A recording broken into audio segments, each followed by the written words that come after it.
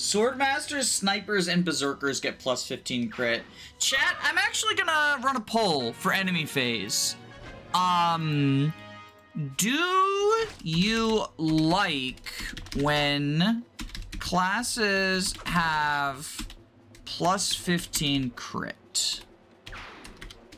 Specifically plus 15. We're not going into plus 30. Because I think plus 15 crit is awful design. I think it's like one of the worst things that a Fire Emblem game can do. 15 crit is not meaningful enough to affect the player. Whether you're, you know, just relying on that as your only source of crit, it's like, okay, you have like a 15 crit, right? Or if you're stacking it with other stuff, it's not enough when stacked with other stuff to be like impactful. But it is enough for enemies to feel ridiculously threatening. Like, this bullshit with this ballista critting would not be an issue if he didn't have 15 crit, right? Us getting crit multiple times and having to reset from a fucking ballista crit of all, like, that's ridiculous, right? And so I think 15 crit, like, it just serves to make the game more fucking annoying. I'd rather have something else, but at least it makes them a little bit scarier. I think if an enemy is scary in a way that you can't mitigate whatsoever, because remember, there's no anti-crit supports in this. It's bad design, right? Like, that's not difficulty, that's just like, well, I hope I don't get 15% crit. Oh, I did? Fuck me then, I guess. It's good if you have Wrath as an option. Wrath gives 50% crit. 50 plus 15 is 65. So we're in the area where we are not guaranteed, we're not at like 100%, but we're at a high crit rate, right? You know what else gives a high crit rate, but it's not guaranteed? Just fucking Wrath. Like, just give Wrath to a unit at that point.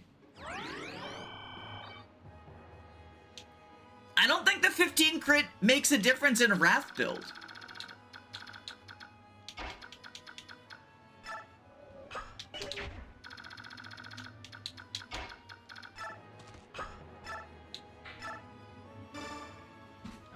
You only have luck? Yeah, there is the luck stat, but like, you saw Riss, right? Riss has a high luck stat. He's a priest. He's got 13 luck. That's decent. That's not high. That's decent. I'm used to Light Mages having more luck than that. What's Tanith got? She's got 20 fucking luck, and she got crit.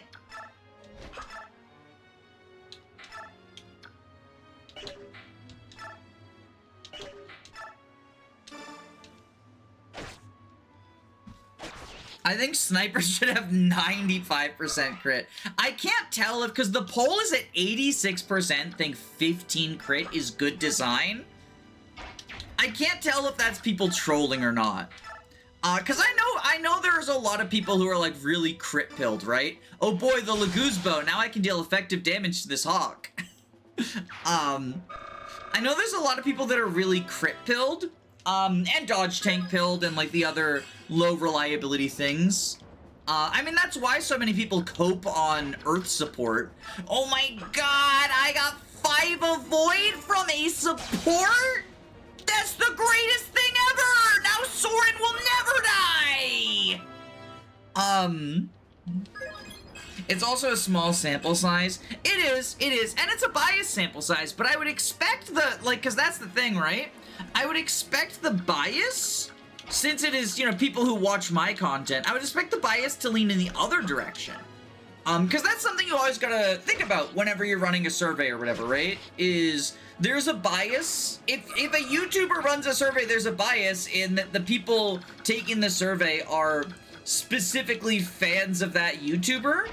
And in my case, like, I'm very open about, not liking, you know, these weird small RNG things. I think RNG in Fire Emblem in general is good, but I think it has to be RNG that, like, you have some way of managing, right?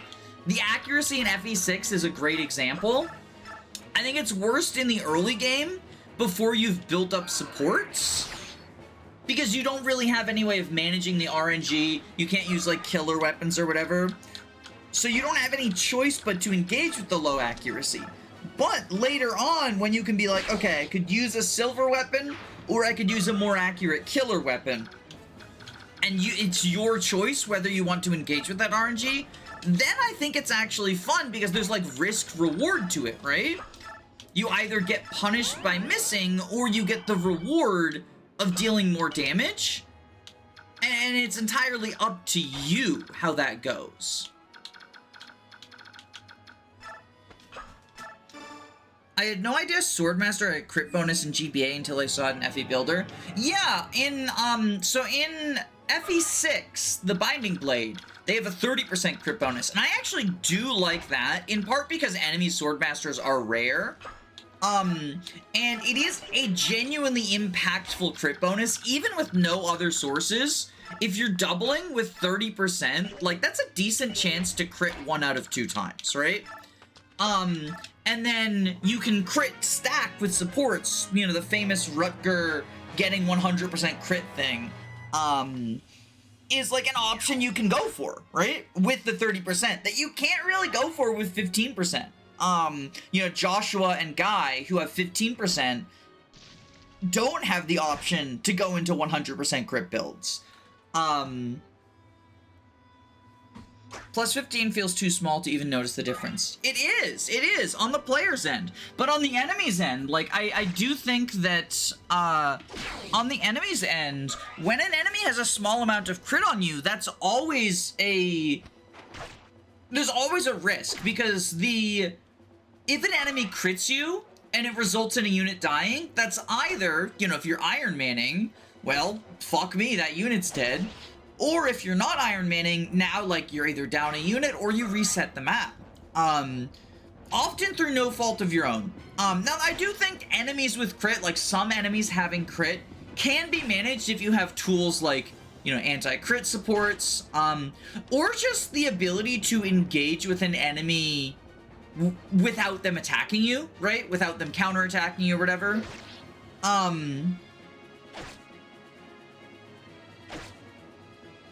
I think Fate's Berserkers and 3 Houses Master of War, they have 20 each, so it's more than 15. Plus 20 crit is big enough to notice, and it isn't insanely rough as 30 IMO. Plus 20, yeah, I can see plus 20 working. It's definitely big enough to notice. I think 30 is sort of the sweet spot. I know 30 is insane, but the trade-off is the classes that get 30 crit. Oh, Khalil's dead. See, this is what I mean about the fucking boulders!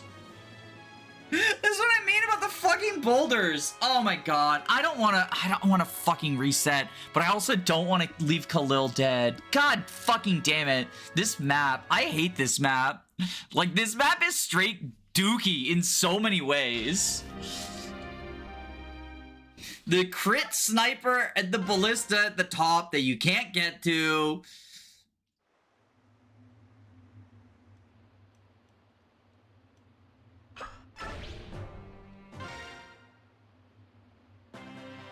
Alright, let's... Fucking garbage. Fucking garbage.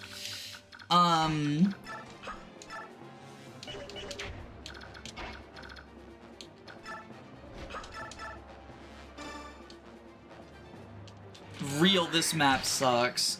Yeah, the title of the stream is Will We Make It to Clash? Not because this is a log map, but because this map is gonna drain my patience, and I might just not want to play more Path of Radiance after it. Like, real talk. I genuinely might just be like, yeah, I don't feel like playing another really bad map, because Clash also sucks.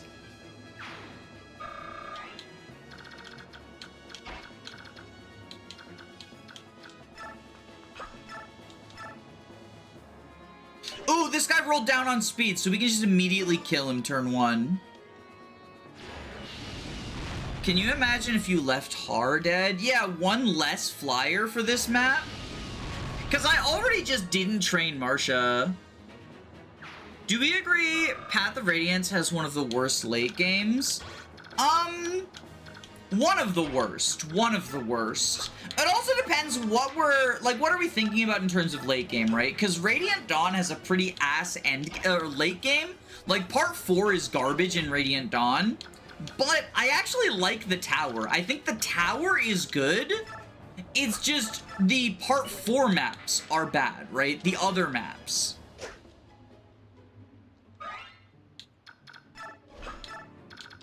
Because they're all big route maps like this shit! Why is this a fucking route map? Clash is a Birthright map that people give a pass because it's Tellius. I think that's incorrect for multiple reasons. First, Birthright would never have a C's objective. They would make Clash fucking route. But also, people do not give Clash a pass. Like, people do not give Clash a pass. People constantly say Clash is one of the worst maps ever. And I agree with that assessment, for what it's worth.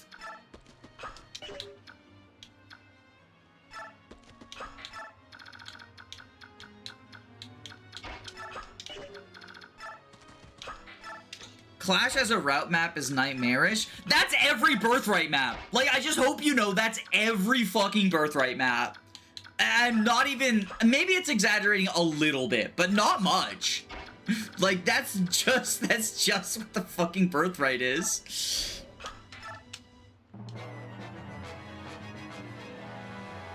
Wave upon wave of reinforcements. How many, actually, let's see how much of an exaggeration that is. Clash FE 9. So Clash enemy count, according to the wiki, on normal mode, 35 enemy, or normal mode, no, hard mode. 44 enemies plus 28 reinforcements. That's 64, 72. That's 72 enemies, okay? FE Fates Birthright.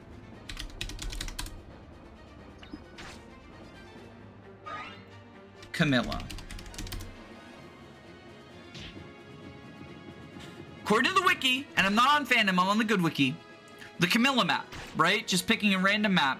26 enemies, or sorry, lunatic mode.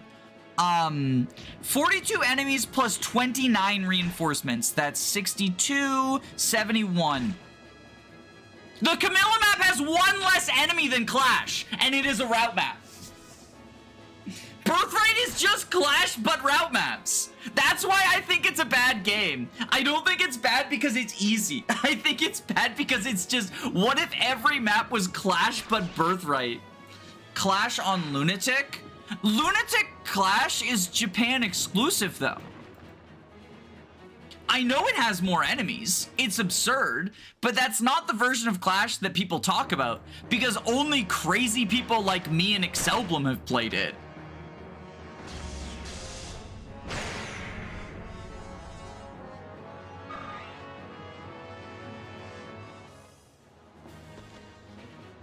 Wasn't the Camilla map used for Camilla's Engage paralog? Oh, fuck, Jill died. I wasn't paying attention. Like, what happened? I wasn't fucking paying attention because I was too busy slandering the worst Fire Emblem game. It's crazy that everyone shits on Rev when Birthright is in the same trilogy and it is just all bad design choices. Rev is at least fun. I understand why people dislike Rev. Like, to be fair, the first couple of maps are rough. Which, you know, if the beginning of a game is shit and you quit, that's completely valid. You don't need, like, people should be more willing to quit games or movies or shows or whatever that they're not enjoying. Isn't Camilla the hardest map in Birthright? I wouldn't call it the hardest map. It's a tedious map. I mean, also it depends on what we're defining as hard, right? You have Ryoma at that point. I think the early game of Birthright is harder because you don't have Ryoma yet.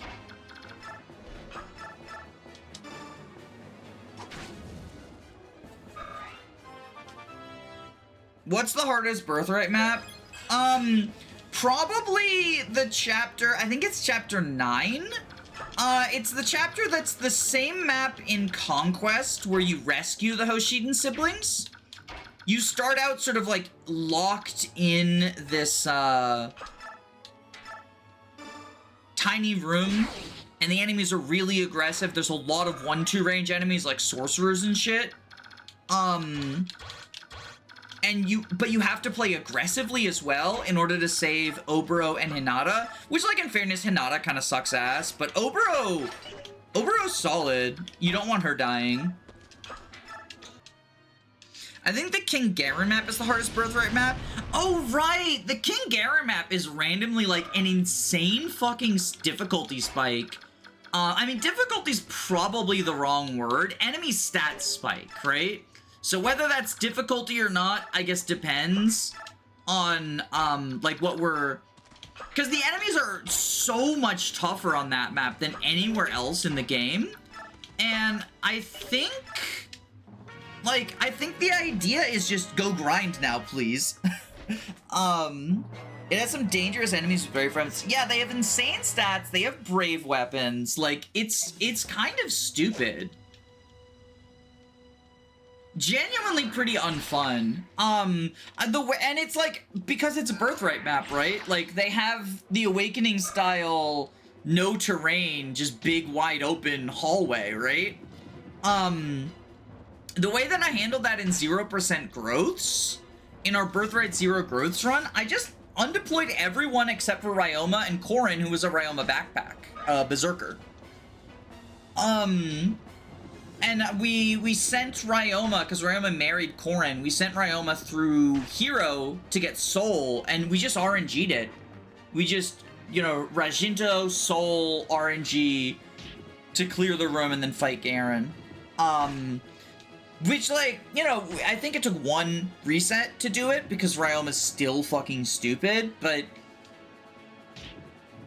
I don't know what